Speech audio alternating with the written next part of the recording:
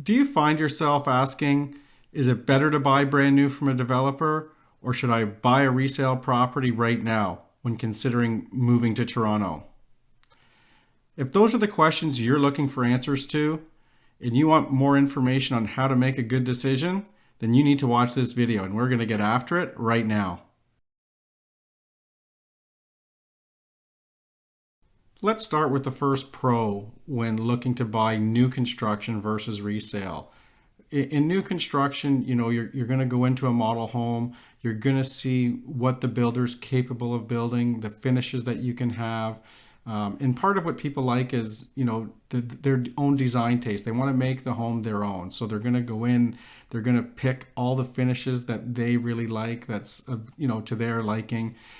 Everything's going to be brand new. So whether it be the appliances, the flooring, the windows. So there really should be no maintenance when you're moving into a brand new home, although there are deficiencies. You do get a deficiency list at the time of, just prior to closing. You do a PDI, or what's known as a pre-delivery inspection. And in that deficiency list, the service provider that does all the warranty work with the builder, they go through the property with you and they take note of all of the deficiencies so that you can get moved into the home in a timely manner, and they then can come back and do some of this after sales service work that might be required. And they usually give themselves up to about a year from time of closing. So, and some people do just prefer having their own finishes versus in a resale. There's always going to be some form of compromise. There's going to be a finish that maybe you don't like. Maybe you're looking at renovating a bathroom or having the whole house painted, or you don't like the trims or the tile flooring. You don't like the color or the style that was chosen.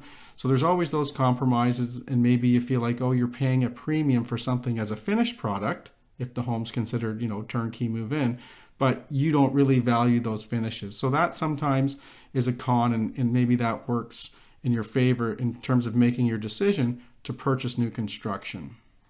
The second factor we can look at when we look at the pros and cons of buying new versus resale is financing. And I think really that can be sometimes a bit of a con in terms of new construction, because you're qualifying for, and it's a mortgage, but you're really showing your lender a piece of paper. You're buying a floor plan. There is no real property at this point. So, if you're buying a freehold house, it could be 18 months or 2 years from time of purchase to when the development's actually ready for you to move into. Versus if you're looking at condos, you're looking at 3 to upwards of 4 years. So the timing of that is a little bit unknown, and it's certainly far enough down the road that how you qualify for a mortgage today, well, will that be the same in 3 or 4 years from now? So that's something that each consumer has to decide for themselves if they're confident with that. And then it's how you have to pay. There's usually a deposit schedule, so you're paying X amount of dollars over the course of the first year, so that the developer has a down payment that's suitable for the transaction that you're doing, and that's all agreed upon, and it's in writing with the purchase agreement that you do with the builder. However, when you buy resale, it's a great advantage. You qualify for your mortgage. You can essentially have the property typically within 60 or 90 days, so it's more instant. And so that you can just move forward and you don't have to think about it again. So that's something that really is different in terms of financing. The second piece of the financing is, there's a clause in all these new development purchase agreements whereby the developer, if there's not viability or suitable financing available to them, well, that gives them the opportunity to cancel the project entirely, or they might even come back to you and decide that we can continue with the project. However, this is the new purchase price, and maybe they have to amend the deal. In today's market, sometimes there's developers coming back and it could be an additional $100,000. Well, if you've bought pre-construction and you've been in the queue, we'll say, for 6 months to a year, well, now all of a sudden, can you afford that extra $100,000? Will your lender lend you up to another $100,000? And if not, what are your options? You could get your deposit back, and then the builder will just go off and sell the property at the higher purchase price to someone else. But where does that leave you? If the resale market has continued to escalate the way it has through 2020 and 2021, entering into 2022, you could be priced out of the market, and now you don't necessarily have a viable option for the city with where you want to live, and maybe you have to move even further away. So that's something that you do have to be very cognizant of, and it's always good to consult your real estate lawyer, and make sure if you are purchasing new construction, you deal with a real estate lawyer that has experience with new construction and understands those agreements very well, so that they can give you great advice for you to make good, prudent decisions.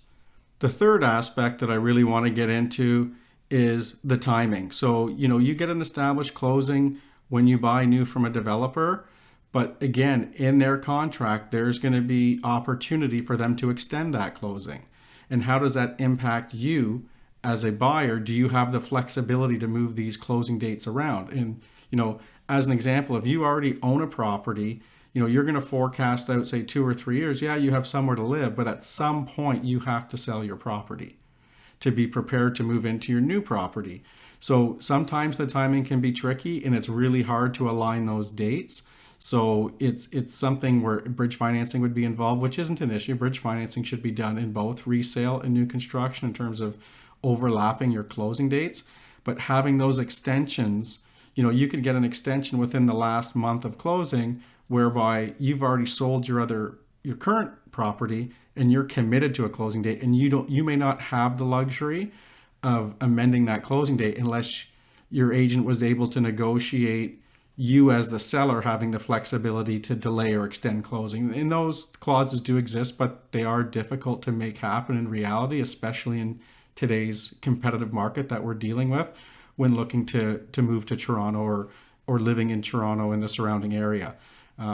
So that's something really that can work against you in terms of, I think it's more of a con on the new development side.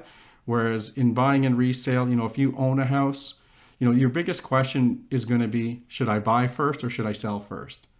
And, that is a question that each person should have with their realtor based on their own circumstances. For the most part, people will buy first now because the market's so hot and they don't want to get caught with nothing. Because so little inventory is available to purchasers.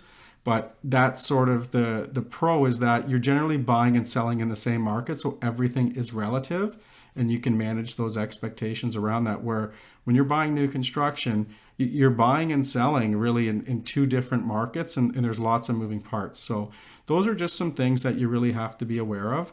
If you do have any questions, I'd love to hear your comments below. I'd love to hear what your opinion is on, should you buy brand new construction, or should you buy and stick with resale, and what those advantages and disadvantages have been to you in your own personal experiences. Also, what I've experienced in watching people purchase new homes and resale homes, automatically they think, oh, I don't need a realtor to help me with new home construction. And actually that's not true. There's lots of advantages to you having a realtor searching with new construction. A lot of times the developers do have an arrangement where they will compensate your realtor to represent you as a purchase, but there's little things within those contracts that can sometimes be negotiated.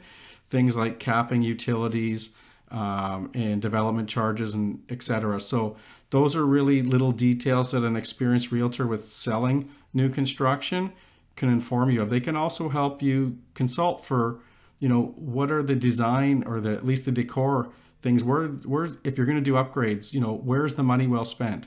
Having a good, knowledgeable realtor that knows the marketplace and knows what buyers are looking for in terms of your investment, it's always great to consult a realtor on those facets of your transaction, so you know where to invest your money. Because when you are doing upgrades with a builder, you do pay a premium on top of the purchase price for those products and services. So again, having a realtor be a tool in your toolbox is a great asset to you in terms of buying new construction. So don't think that just because you're buying new, you don't need or you shouldn't work with a realtor. Definitely consult your realtor and get a sense of what they can and can't do for you, but don't rule it out. So when it comes to purchasing resale or new construction, don't let that sway you either way.